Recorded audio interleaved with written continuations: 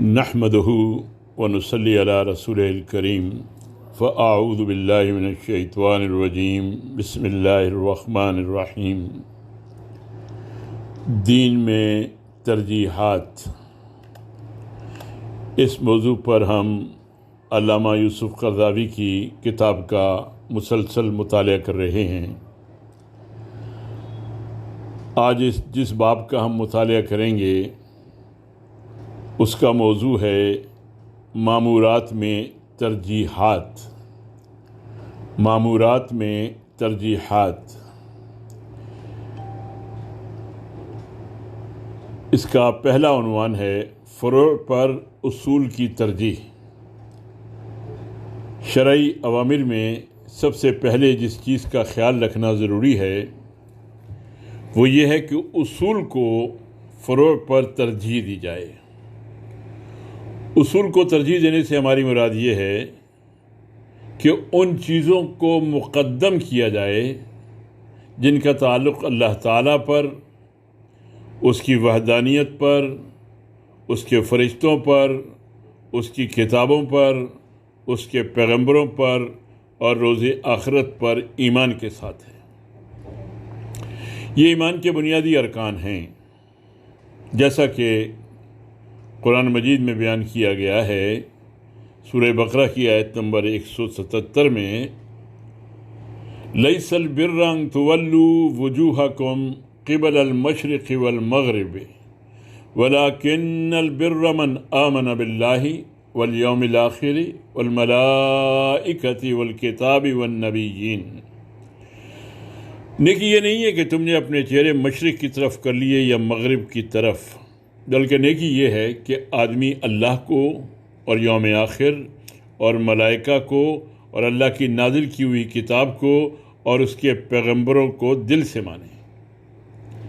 اسی طرح سورہ بقرہ کی آیت نمبر 285 میں ارشاد باری ہے آمن الرسول بما انزل الیہ من ربہ والمؤمنون کل آمن باللہ وملائکتہ وکتبہ ورسلہ لا نفرق بین احد من رسلہ وقالوا سمعنا واطعنا غفرانک ربنا والیک المصیر۔ رسول اس ہدایت پر ایمان لایا ہے جو اس کے رب کی طرف سے اس پر نازل ہوئی ہے، اور جو لوگ اس رسول کے ماننے والے ہیں انہوں نے بھی اس ہدایت کو دل سے تسلیم کر لیا ہے۔ یہ سب اللہ اور اس کے فرشتوں اور اس کی کتابوں اور اس کے رسولوں کو مانتے ہیں، اور ان کا قول یہ ہے کہ ہم اللہ کے رسولوں کو ایک دوسرے سے الگ نہیں کرتے، ہم نے حکم سنا اور اطاعت قبول کی۔ مالک ہم تجھ سے خطا بخشی کے طالب ہیں اور ہمیں تیری ہی طرف پلٹنا ہے۔ اس سے پہلے آیت بر جو پڑھی گئی اس کا ترجمہ ہے نیکی یہ نہیں ہے کہ تم نے اپنے چہرے مشرق کی طرف کر لیے یا مغرب کی طرف، بلکہ نیکی یہ ہے کہ آدمی اللہ کو اور یوم آخر اور ملائکہ کو اور اللہ کی نازل کی ہوئی کتاب کو اور اس کے پیغمبروں کو دل سے مانے۔ ایک اور جگہ ارشاد ہوا سورہ نساء کی آیت نمبر 136 میں وَمَن يَكْفُرْ بِاللَّهِ وَمَلَائِكَتِهِ وَكُتُبِهِ وَرُسُلِهِ وَالْيَوْمِ الْآخِرِ فَقَدْ ضَلَّ ضَلَالًا بَعِيدًا۔ جس نے اللہ اور اس کے ملائکہ اور اس کی کتابوں اور اس کے رسولوں اور روز آخرت سے کفر کیا، وہ گمراہی میں بھٹک کر بہت دور نکل گیا۔ ان آیات میں اصول عقیدہ کے ضمن میں ایمان بالقدر کا ذکر نہیں کیا گیا، کیونکہ وہ ایمان باللہ میں شامل ہے۔ ایمان بالقدر اصل میں ذات باری تعالیٰ کے کمال، اس کے وسیع علم اور اس کی لامتناہی قدرت کے تقاضے پر ایمان ہے۔ عقیدہ بنیاد ہے اور شریعت اس کی فرع ہے۔ اسی طرح ایمان بنیاد ہے اور عمل اس کی فرع ہے۔ اس مقام پر ہم ایمان اور عمل کے درمیان تعلق کے بارے میں متکلمین کے اختلافات میں نہیں الجھنا چاہتے کہ عمل ایمان کا جز ہے یا یہ اس کا ثمرہ ہے، اور کیا عمل ایمان کے وجود کے لیے شرط ہے یہ اس کے کمال کی دلیل ہے۔ اگر ایمان صحیح ہو تو وہ ضرور عمل کا پھل دیتا ہے۔ جس قدر ایمان مضبوط اور راسخ ہوگا اسی قدر اعمال زیادہ ہوں گے۔ اوامر کی ادائیگی یا نواہی سے اجتناب کی صورت میں اس عمل کی کوئی قدر و قیمت نہیں جس کی بنیاد صحیح ایمان پر قائم نہ ہو۔ اس کی تصویر کشی قرآن نے یوں کی ہے۔ سورہ نور میں ارشاد ہے، آیت نمبر 39 میں، كَسَرَابٍ بِقِيعَةٍ يَحْسَبُهُ الظَّمْآنُ مَاءً حَتَّى إِذَا جَاءَهُ لَمْ يَجِدْهُ شَيْئًا وَوَجَدَ اللَّهَ عِندَهُ فَوَفَّاهُ حِسَابَهُ وَاللَّهُ سَرِيعُ الْحِسَابِ۔ جنہوں نے کفر کیا ان کے اعمال کی مثال ایسی ہے جیسے دشت بے آب میں سراب کہ پیاسا اس کو پانی سمجھے ہوئے تھا، مگر جب وہ وہاں پہنچا تو کچھ نہ پایا، بلکہ وہاں اس نے اللہ کو موجود پایا جس نے اس کا پورا حساب چکا دیا، اور اللہ کو حساب لیتے دیر نہیں لگتی۔ لہذا سب سے پہلا اور بنیادی کام عقیدے کی اصلاح کرنا، توحید کو خالص کرنا، کفر و شرک اور تمام خرافات کو چھوڑ دینا اور ایمان کے بیج کو دل کی گہرائی میں کاشت کرنا ہے تاکہ وہ اللہ کے حکم کے ساتھ اپنا پھل دے سکیں، اور تاکہ کلمہ لا الہ الا اللہ دل میں ایک حقیقت اور زندگی میں ایسا نور بن جائے جو فکر اور کردار کے اندھیروں کا پردہ چاک کر دے۔ محقق اسلام علامہ ابن قیم رحمۃ اللہ علیہ فرماتے ہیں، جان لو کہ کلمہ لا الہ الا اللہ کی کرنیں گناہوں کے اندھیروں اور اس کے بادلوں کو مٹا دیتی ہیں۔ یہ کرنیں جتنی تیز ہوں گی ان کی روشنی اتنی زیادہ جگہ کو منور کرے گی۔ اس روشنی کی کمی بیشی کی وجہ سے لوگوں میں جو تفاوت پیدا ہوتا ہے اس کا اندازہ اللہ کے سوا کسی کو نہیں ہے۔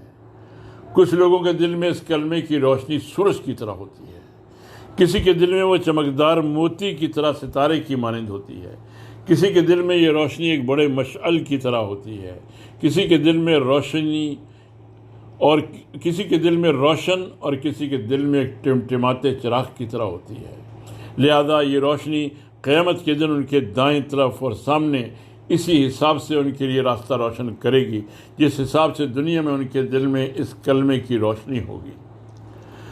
جو اس کلمے کی روشنی زیادہ اور شدید تر ہوتی جائے گی اسی قدر وہ شکوک و شبہات اور شہوات مٹا کر رکھے گی، اور آخرکار بات اس حد تک پہنچے گی کہ جب بھی کوئی شک و شبہ یا شہوت و خواہش اس کے سامنے آئے گی یہ روشنی اسے جلا کر راکھ کر دے گی۔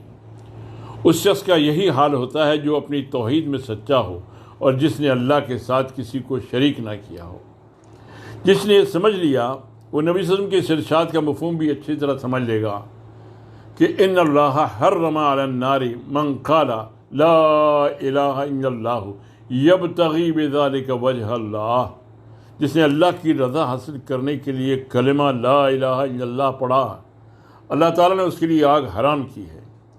اور لا يدخل النار من قال لا الہ الا اللہ، جس نے کلمہ لا الہ الا اللہ پڑھا وہ جہنم کی آگ میں داخل نہیں ہوگا۔ اس قسم کی احادیث کے بارے میں اکثر لوگوں کو اشکال ہو جاتا ہے، یہاں تک کہ بعض لوگ ان کو منسوخ سمجھتے ہیں، اور بعض کہتے ہیں کہ یہ اس وقت کی احادیث ہیں جب اوامر اور نواہی اور احکام شرع نازل نہیں ہوئے تھے۔ کسی کا کہنا ہے کہ یہاں آگ سے مراد وہ آگ ہے جو مشرکین اور کفار کے لیے مختص ہے، کسی نے یہ تعویل کی ہے کہ وہ دائمی آگ میں داخل نہیں ہوں گے۔ اس طرح کی اور بھی کئی لا یعنی تعویلات ہیں۔ اس میں شک نہیں کہ نبی کریم صلی اللہ علیہ وسلم کی بات کا مفہوم یہ نہیں تھا کہ محض زبان سے کہہ دینے سے آدمی کے لیے جہنم کی آگ حرام کی گئی ہے۔ دین اسلام کے بارے میں یہ بات بدیہی طور پر معلوم ہے کہ زبانی قول کے ساتھ دل کا قول بھی ضروری ہے۔ دل کے قول میں معرفت اور تصدیق بھی شامل ہے، اور اس کلمے میں موجود نفی اور اثبات کی حقیقت تک رسائی بھی۔ اسی طرح الوہیت کی وہ حقیقت جس کی اللہ کے سوا دوسروں سے نفی کی گئی ہے اور اسے اللہ کے لیے خالص کیا گیا ہے، جس کا ثبوت غیر اللہ کے لیے محال ہوتا ہے، یہ چیز جب دل کو حاصل ہوتی ہے اور اس کا علم، اس کا یقین، اس کی معرفت اور اس کا حال، یہ ساری چیزیں جب آپس میں مل جاتی ہیں تو یہ اس کے لیے آگ کے حرام ہونے کا ذریعہ بنتی ہیں۔ ہاں، اگر کسی نے معانی سے غافل ہوتے ہوئے اور ان پر غور و فکر سے اعراض کرتے ہوئے صرف زبان سے یہ کلمات ادا کیے اور اس کے دل نے اس کی زبان کا ساتھ نہیں دیا، نہ اس کی قدر اور حقیقت کو پہچانا اور یہ کلمات اس طرح ادا کیے کہ وہ ان سے ثواب کا بھی امیدوار رہا، تو اس کے گناہوں میں سے کچھ گناہ اسی حساب سے محو کر دیے جائیں گے جتنا کہ اس کے دل میں ارادہ ہے۔ کیونکہ اعمال میں شکل و صورت یا تعداد کے لحاظ سے کوئی ایک دوسرے پر کوئی فضیلت نہیں ہوتی، بلکہ ان میں آپس میں ایک دوسرے پر جو فضیلت حاصل ہوتی ہے وہ دل کے ارادے کے لحاظ سے ہوتی ہے۔ بعض اوقات دو اعمال ظاہری طور پر ایک جیسے ہوتے ہیں، مگر ان میں فضیلت کے لحاظ سے زمین و آسمان کا فرق ہوتا ہے۔ بعض اوقات دو آدمی ایک ہی صف میں کھڑے ہوتے ہیں، مگر ان کی نمازوں میں بعد المشرقین ہوتا ہے۔ اگلا موضوع ہے سنن و نوافل پر فرائض کی ترجیح۔ سنن و نوافل پر فرائض کی ترجیح۔ فروع کے میدان میں یہ بات معلوم ہی ہے کہ شریعت کی طرف سے مطالبے کے لحاظ سے اعمال میں نمایاں فرق ہے۔ بعض امور کا حکم مندوب اور مستحب ہونے کے لحاظ سے دیا گیا ہے اور بعض کا فرض اور واجب ہونے کے لحاظ سے، جبکہ بعض ایسے ہیں جو درمیان میں ہیں، یعنی وہ امور جو مستحب سے اوپر اور فرض سے کم درجے کے ہوتے ہیں، انہیں بعض فقہا واجب کا نام دیتے ہیں۔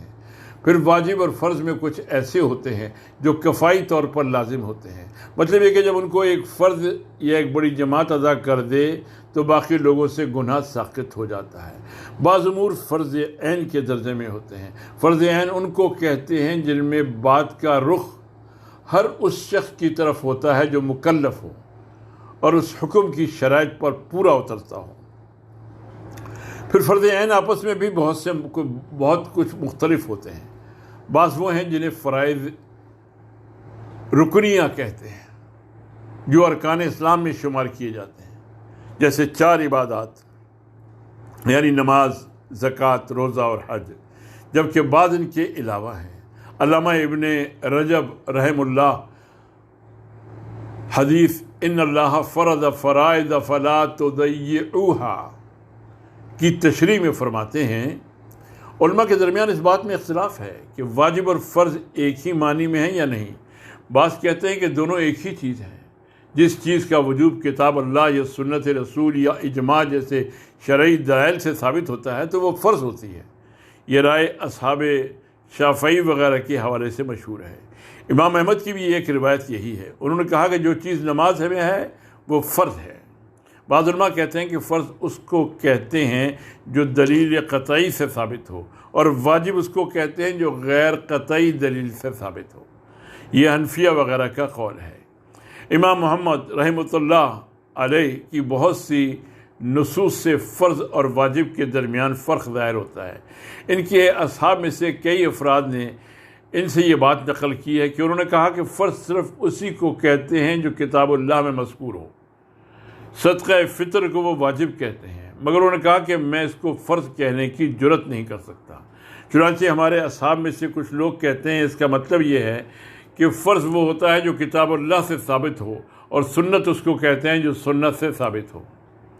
بعض کہتے ہیں اس کا مطلب یہ ہے کہ فرض وہ ہوتا ہے جو نقل سے اور خاص طور پر نقل متواتر سے ثابت ہو، اور واجب اس کو کہتے ہیں جو اجتہاد کے ذریعے ثابت ہو اور جس کے وجوب میں اختلاف جائز ہو۔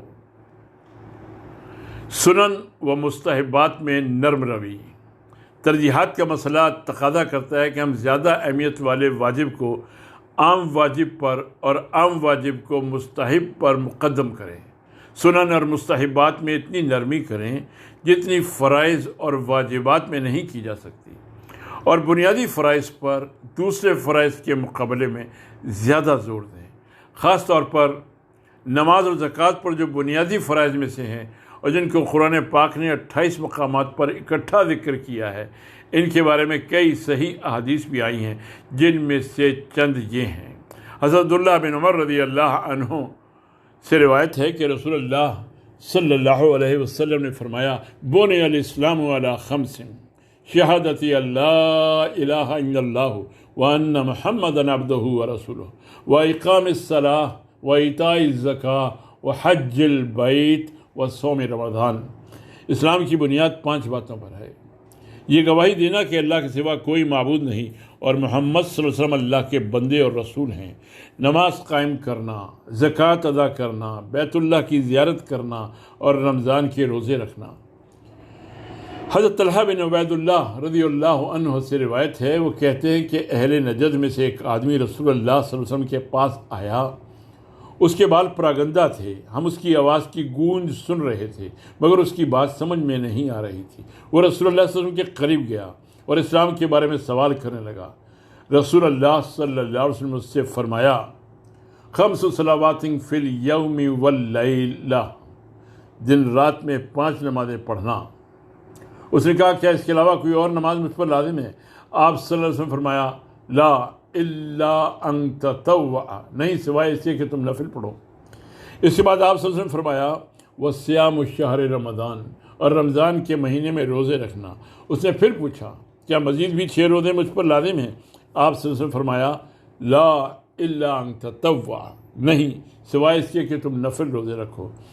کہتے ہیں کہ پھر رسول اللہ صلی اللہ علیہ وسلم نے اس کے سامنے زکوٰۃ کا ذکر کیا، اس پر بھی اس نے کہا کیا مجھ پر اس کے سوا کوئی چیز لازم ہوگی؟ آپ صلی اللہ علیہ وسلم نے فرمایا لا الا ان تطوع، نہیں سوائے اس کے کہ تم نفل ادا کرو۔ اس کے بعد اس آدمی نے منہ موڑا اور یہ کہہ کر جانے لگا کہ میں اس پر نہ اضافہ کروں گا نہ اس میں کمی کروں گا۔ رسول اللہ صلی اللہ علیہ وسلم نے فرمایا افلح ان صدق، اگر اس نے سچ کہا تو یہ کامیاب ہو گیا۔ حضرت ابن عباس رضی اللہ تعالیٰ عنہ سے روایت ہے کہ نبی صلی اللہ علیہ وسلم نے حضرت معاذ رضی اللہ عنہ کو یمن بھیجا تو ان سے کہا ان کو اللہ کے سوا کسی معبود کے نہ ہونے اور میرے رسول ہونے کی گواہی کی طرف بلاؤ، ادعوہم الی شہادت اللہ الہ الا اللہ وانی رسول اللہ، ان کو اللہ کے سوا کسی معبود کے نہ ہونے اور میرے رسول ہونے کی گواہی کی طرف بلاؤ۔ اگر انہوں نے آپ کی یہ بات مان لی تو ان کو بتاؤ کہ اللہ تعالیٰ نے دن رات میں ان پر 5 نمازیں فرض کی ہیں۔ فَإِنْهُمْ أَطَاعُوكَ لِذَلِكَ فَأَعْلِمْهُمْ أَنَّ اللَّهَ افْتَرَضَ عَلَيْهِمْ 5 صلوات فِي كُلِّ يَوْمٍ وَلَيْلَةٍ۔ اگر انہوں نے آپ کی بات مان لی تو ان کو بتاؤ کہ اللہ تعالیٰ نے دن رات میں ان پر 5 نمازیں فرض کی ہیں۔ اگر انہوں نے یہ بات بھی مان لی تو پھر ان کو بتاؤ کہ اللہ تعالیٰ نے ان پر صدقہ فرض کیا ہے۔ فَإِنْهُمْ أَطَاعُوكَ لِذَلِكَ فَأَعْلِمْهُمْ أَنَّ اللَّهَ افْتَرَضَ عَلَيْهِمْ صَدَقَةً، وہ ان کے مالداروں سے لیا جائے گا اور ان کے ناداروں کو دیا جائے گا۔ تُؤْخَذُ مِنْ أَغْنِيَائِهِمْ وَتُرَدُّ عَلَىٰ فُقَرَائِهِمْ۔ حضرت ابن عباس رضی اللہ عنہ سے روایت ہے کہ نبی صلی اللہ علیہ وسلم نے حضرت معاذ رضی اللہ عنہ کو یمن بھیجا تو ان سے کہا ان کو اللہ کے سوا کسی معبود کے نہ ہونے اور میرے رسول ہونے کی گواہی کی طرف بلاؤ۔ اگر انہوں نے آپ کی یہ بات مان لی تو ان کو بتاؤ کہ اللہ تعالیٰ نے دن رات میں ان پر 5 نمازیں فرض کی ہیں۔ اگر انہوں نے یہ بات بھی مان لی تو پھر ان کو بتاؤ کہ اللہ تعالیٰ نے ان پر صدقہ فرض کیا ہے، وہ ان کے مالداروں سے لیا جائے گا اور ان کے ناداروں کو دیا جائے گا۔ حضرت عبداللہ بن عمر رضی اللہ تعالیٰ عنہ سے روایت ہے، وہ کہتے ہیں کہ رسول اللہ صلی اللہ علیہ وسلم نے فرمایا مجھے حکم دیا گیا ہے کہ لوگوں سے لڑوں یہاں تک کہ وہ گواہی دیں کہ اللہ کے سوا کوئی معبود نہیں اور محمد صلی اللہ علیہ وسلم اللہ کے رسول ہیں، اور نماز قائم کریں اور زکوٰۃ دیں۔ اگر انہوں نے یہ کام کیا تو انہوں نے مجھ سے اپنی جان اور اپنا مال بچا لیا، باقی ان کا حساب اللہ تعالیٰ کے ذمے ہے۔ امرت ان اقاتل الناس حتی یشہدوا لا الہ الا اللہ وان محمد رسول اللہ ویقیموا الصلاۃ ویؤتوا الزکاۃ فاذا فعلوا ذلک عصموا منی دماءہم واموالہم وحسابہم علی اللہ۔ مجھے حکم دیا گیا ہے کہ لوگوں سے لڑوں یہاں تک کہ وہ گواہی دیں کہ اللہ کے سوا کوئی معبود نہیں اور محمد صلی اللہ علیہ وسلم اللہ کے رسول ہیں، اور نماز قائم کریں اور زکوٰۃ دیں۔ اگر انہوں نے یہ کام کیا تو انہوں نے مجھ سے اپنی جان اور اپنا مال بچا لیا، باقی ان کا حساب اللہ تعالیٰ کے ذمے ہے۔ متفق علیہ۔ حضرت ابو ہریرہ رضی اللہ تعالیٰ عنہ سے روایت ہے، وہ کہتے ہیں کہ جب رسول اللہ صلی اللہ علیہ وسلم وفات پائے اور حضرت ابوبکر صدیق رضی اللہ عنہ خلیفہ بن گئے تو عربوں میں سے جن کو کافر ہونا تھا وہ کافر ہو گئے۔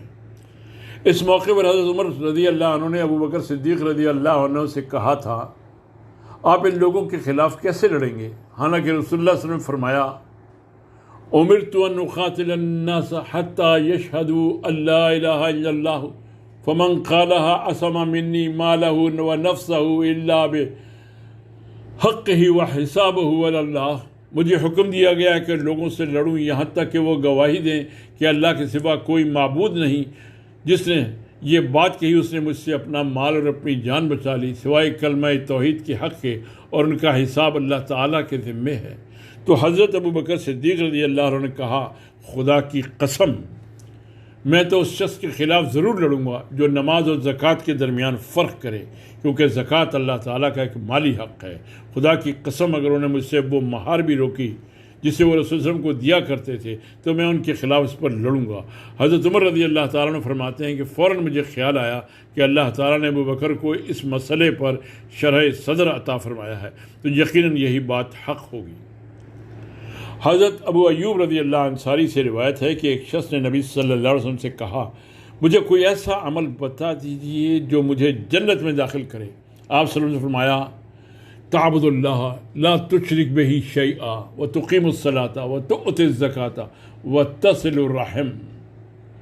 اللہ تعالیٰ کی عبادت کرو، اس کے ساتھ کسی کو شریک نہ کرو، نماز پڑھو، زکوٰۃ ادا کرو اور صلہ رحمی کرو۔ حضرت ابو ہریرہ رضی اللہ تعالیٰ عنہ سے روایت ہے کہ ایک دیہاتی آیا اور اس نے نبی صلی اللہ علیہ وسلم سے کہا، یا رسول اللہ آپ مجھے ایسا عمل دکھائیں جسے میں ادا کروں تو جنت میں چلا جاؤں۔ آپ صلی اللہ علیہ وسلم فرمایا، تعبد اللہ لا تشرک بہ شیئا وتقیم الصلاۃ المکتوبہ وتؤدی الزکاۃ المفروضہ وتصوم رمضان۔ اللہ تعالیٰ کی عبادت کرو، اس کے ساتھ کسی کو شریک نہ کرو، فرض نماز پڑھو، فرض زکوٰۃ ادا کرو اور رمضان کے روزے رکھو۔ تعبد اللہ لا تشرک بہ شیئا وتقیم الصلاۃ المکتوبہ وتؤدی الزکاۃ المفروضہ وتصوم رمضان۔ اس نے کہا، اس رب کی قسم جس کے قبضہ قدرت میں میری جان ہے، میں اس میں نہ اضافہ کروں گا اور نہ کمی۔ پھر جب وہ منہ مڑ کر جانے لگا تو نبی صلی اللہ علیہ وسلم نے فرمایا، جو چاہتا ہے کہ اہل جنت میں سے کسی کو دیکھے وہ اس کو دیکھ لے۔ من سرہ ان ینظر الی رجل من اہل الجنہ فلینظر الی ھذا۔ جو چاہتا ہے کہ اہل جنت میں سے کسی کو دیکھے وہ اس کو دیکھ لے۔ یہ حدیث اور اس سے پہلے حضرت طلحہ رضی اللہ عنہ کی حدیث اس بات کی دلالت کرتی ہے کہ یہ فرائض دین کی عملی بنیاد ہے۔ یہ فرائض دین کی عملی بنیاد ہے، اور جس نے انہیں اچھے طریقے سے ادا کیا اور ان میں کوئی کمی بیشی نہ کی تو اس نے اپنے سامنے جنت کے دروازے کھول دیے، خواہ اس نے سنن میں سرگرمی نہ دکھائی ہو۔ یہاں تربیت کا نبوی انداز دیکھیں کہ آپ صلی اللہ علیہ وسلم پہلے ارکان اور اساسیات کی تعلیم دینے پر زور دیتے ہیں، نہیں کہ پہلے ان جزیات کو لے لیں اور ان تفصیلات میں جائیں جو نہ ختم ہونے والی ہیں۔ سنن کے لیے فرائض سے غفلت کی غلطی، سنن کے لیے فرائض سے غفلت کی غلطی یہ موضوع ہے۔ تب یہ بات غلط ہے کہ آدمی سنن اور نوافل میں مشغول رہے اور اس کے لیے نماز، روزے، حج اور دوسرے فرائض سے غفلت اختیار کرے۔ بعض اوقات ہم اچھے خاصے دینداروں کو دیکھتے ہیں کہ وہ راتوں کو اٹھ کر نمازیں پڑھتے ہیں اور پھر صبح اپنے کام پر جس پر وہ تنخواہ کے امیدوار ہوتے ہیں اس حالت میں جاتے ہیں کہ وہ تھکاوٹ اور سستی کا شکار ہوتے ہیں۔ اس کے نتیجے میں وہ اس کا پورا حق ادا نہیں کر پاتے۔ کاش کہ انہیں معلوم ہوتا کہ اپنے کام کو اچھے طریقے سے انجام دینا بھی فرض ہے۔ ان اللہ کتب الاحسان علی کل شیء، اللہ تعالیٰ نے ہر کام میں احسان کو لازم کر دیا ہے۔ اس میں کوتاہی کرنا امانت میں خیانت ہے، اور مہینے کے آخر میں آدمی جو تنخواہ لیتا ہے وہ حرام کا مال ہوتا ہے۔ کاش لوگوں کو اس بات کی سمجھ آئے کہ رات کے قیام کی حیثیت نفل سے زیادہ نہیں ہے، جو نہ اللہ تعالیٰ نے لازم کیا اور نہ اس کے رسول نے۔ یہی معاملہ اس شخص کا بھی ہوتا ہے جو پیر اور جمعرات کو روزہ رکھتا ہے۔ اس کو روزے کی وجہ سے تکلیف ہوتی ہے، خاص طور پر گرمی کے دنوں میں وہ بڑی مشقت اور تھکاوٹ کے ساتھ اپنے کام پر جاتا ہے۔ وہ اکثر اوقات روزے کو ترجیح دے کر لوگوں کے بے شمار حقوق کو مؤخر کر دیتا ہے، حالانکہ یہ روزہ نفل ہے، واجب یا فرض نہیں۔ اس کے مقابلے میں انسانوں کی ضروریات پوری کرنا واجب اور لازم ہے۔ نبی صلی اللہ علیہ وسلم نے اس عورت کو نفل روزہ رکھنے سے منع فرمایا ہے جس کا شوہر گھر میں موجود ہو، سوائے اس کے کہ وہ اجازت دے، کیونکہ شوہر کا حق ادا کرنا اس کے لیے نفل روزے سے زیادہ ضروری ہے۔ یہی معاملہ نفلی حج و عمرے کا ہے۔ بعض ایسے دیندار بھی موجود ہیں جو 5واں، 10واں، 20واں، یہاں تک کہ 40واں حج کر لیتے ہیں۔ رمضان کے مہینے میں ہر سال عمرہ کرتے ہیں اور اس پر لاکھوں روپے خرچ کرتے ہیں۔ دوسری طرف بعض ممالک میں ایسے مسلمان ہیں جو بلا مبالغہ بھوکے مر رہے ہیں، جیسے صومالیہ وغیرہ میں۔ بعض ایسے ہیں جن کی اجتماعی نسل کشی کی جا رہی ہے اور انہیں مکمل طور پر ختم کیا جا رہا ہے، جیسا کہ ہم بوسنیا، ہرزگ، فلسطین اور کشمیر وغیرہ میں دیکھ رہے ہیں۔ یہ لوگ اپنے بھائیوں کی طرف سے ہر قسم کی امداد کے مستحق ہیں، خواہ غذائی اجناس کی صورت میں ہو، موسم کے مطابق کپڑوں کی صورت میں یا علاج معالجے کی شکل میں۔ ان میں جو مہاجر ہو جاتے ہیں ان کے لیے رہائش کا انتظام، یتیموں، بوڑھوں اور بیواؤں کی کفالت کا انتظام کرنا ہماری توجہ چاہتا ہے۔ اس کے علاوہ ان کو اپنے دفاع کے لیے اسلحہ کی ضرورت ہے۔ کچھ اور لوگ ہیں جو عیسائی مشنریوں کے لیے لقمہ تر بنے ہوئے ہیں۔ ان کے لیے کوئی اسلامی تعلیمی ادارہ نہیں جس میں وہ اپنے بچوں کو تعلیم دلوا سکیں، کوئی مسجد نہیں جہاں وہ نماز پڑھ سکیں، کوئی ایسا مرکز نہیں جہاں ان کی کفالت کا انتظام ہو سکے، کوئی ڈسپنسری نہیں جہاں وہ اپنا علاج کروا سکیں، کوئی دعوتی مرکز نہیں جو لوگوں کو اسلام کی طرف بلائے، اور کوئی کتاب نہیں جسے لوگ پڑھ سکیں۔ ان حالات میں ہم ہر سال دیکھتے ہیں کہ 70% حجاج وہ ہوتے ہیں جنہوں نے پہلے حج کیا ہوتا ہے۔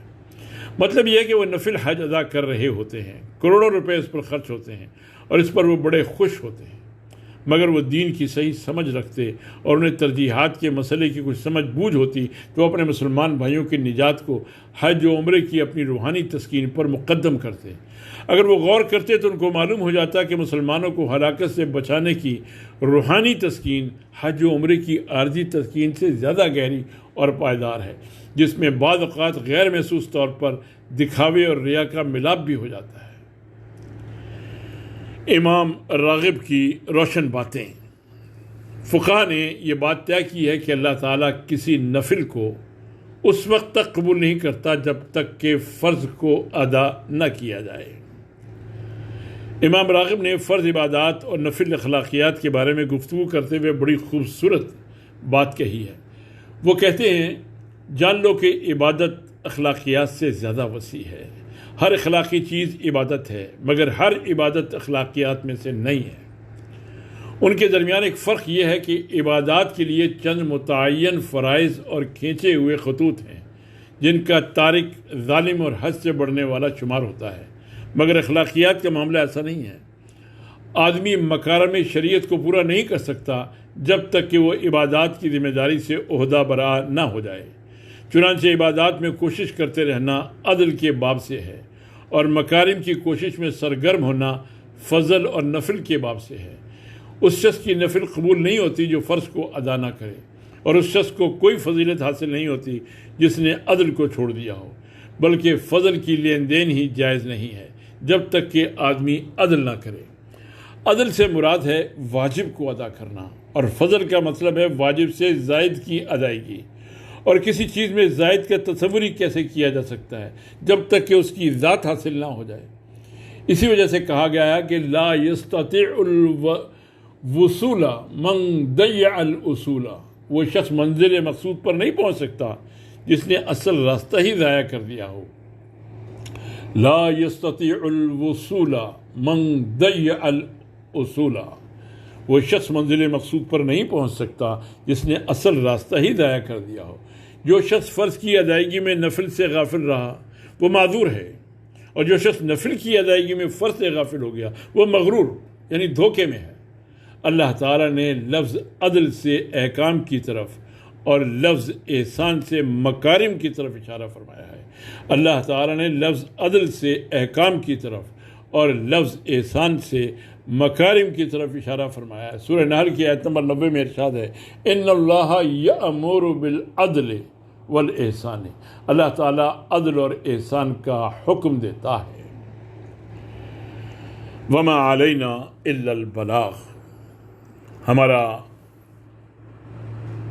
مطالعہ جاری ہے، انشاءاللہ العزیز بقیہ حصہ اس باب کا آئندہ نشست میں مکمل کریں گے۔